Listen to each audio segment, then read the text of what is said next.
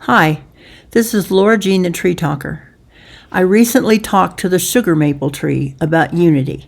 It told me that imaginary lines and borders do not really exist. We make them up and then fight over them.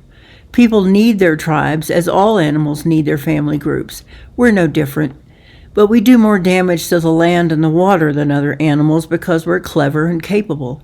We make great tools. They get better, bigger, or smaller in some cases, and more efficient. Sugar maple told me that humans have endless capacity for vision and invention. We see a problem or a possibility and then figure out how to either fix the problem or make the vision real. Our greatest gift is imagination, and we enhance it every time we make a vision materialize. It said, some of you see imagination and the ability to invent as divine gifts, and some as just evolution or random self-selection. Either way, they're useful only if they help you survive on the planet.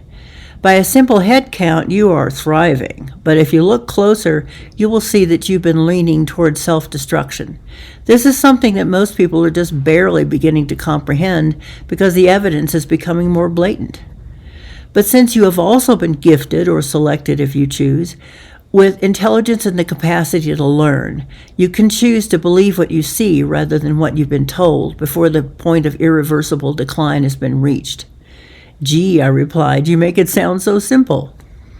Maple said, it probably should be, but those who see the problem clearly don't have the biggest megaphone, and those that have the megaphone tend to believe they have more to gain if the rest of you think it's a hoax. The decisions they make are still selfishly based on tribes and territory. However, it's not as bleak as it sounds. There is still time to turn things around.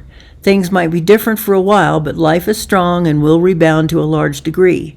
But it's important to act soon. Do we need some new charismatic leader to push us forward? I asked. Periodically, it said, someone has come along who understood how you could all live and work together without conflict and be able to live in harmony with the rest of the life on the planet. You don't need a new Messiah. You just need to apply what you've already been told. Simply value all things as having equal significance. You already have all the tools you need to live together in peace. And that's all Sugar Maple had to say to us.